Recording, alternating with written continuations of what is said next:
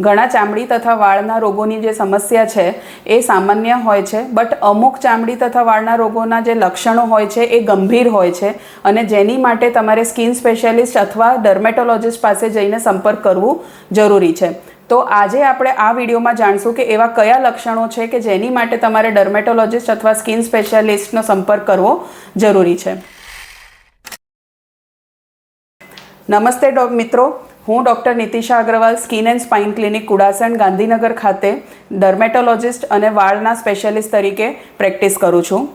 તો સૌથી પહેલું લક્ષણ જે છે એ છે કે તમને અતિશય ખંજવાળ આવતી હોય અને ઉપસેલા ચામઠા તમારી સ્કિન ઉપર પડી ગયા હોય, જે રેપિડલી સ્પ્રેડ થઈ રહ્યા છે.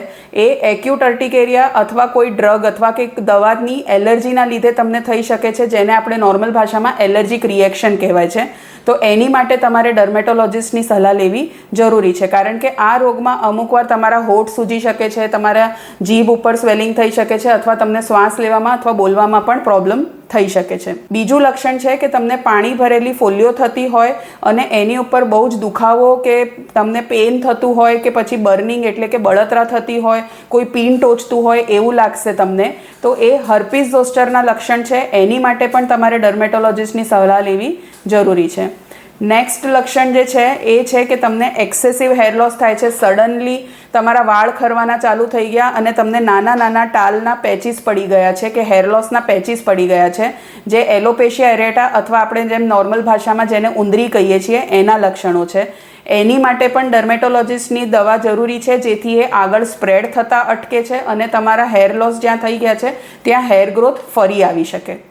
નેક્સ્ટ બીમારી જે છે એ છે કે તમને લાલ લાલ ચામઠા થઈ ગયા હોય અને એની ઉપર તમને સફેદ ચામડી આવી ગઈ હોય અથવા ફોતરીઓ બનતી હોય, એ સોરિયાસિસના લક્ષણ છે, જેની માટે ડર્મેટોલોજિસ્ટ તમને હેલ્પ કરી શકે છે.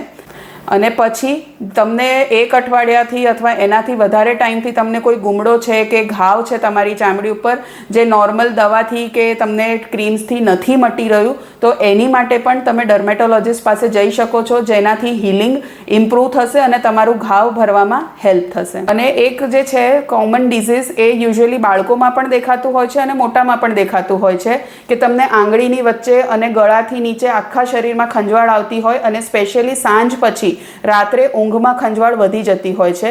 એ સ્કેબીઝ એટલે કે ખસની બીમારીના લક્ષણ છે અને એ ચેપી રોગ હોવાના લીધે તમારે ડર્મેટોલોજિસ્ટ પાસે જઈને એની દવા કરાવવી જરૂરી છે. સો મિત્રો, જે પણ આપણી નોર્મલ ચામડીની કે વાળની સમસ્યા છે એ ઘરેલું ઉપચારથી મટી જાય કે સોલ્વ થઈ જાય એવું પોસિબલ નથી. અમુક લક્ષણો જે ગંભીર હોય છે જેની માટે તમારે સ્કિન સ્પેશિયાલિસ્ટ અથવા ડર્મેટોલોજિસ્ટની સલાહ અને દવા લેવી જરૂરી હોય છે. સો જો તમને અથવા તમારા પરિવારજનોને અથવા ફ્રેન્ડ્સને કોઈને પણ સ્કિન અથવા હેર ડિઝીઝ જે આપણે આગળ ડિસ્કસ કર્યું એવા કોઈ પણ લક્ષણ હોય તો તમે અમારી પાસે સ્કિન એન્ડ સ્પાઇન ક્લિનિક ખાતે આવીને મુલાકાત લઈ શકો છો. Thank you.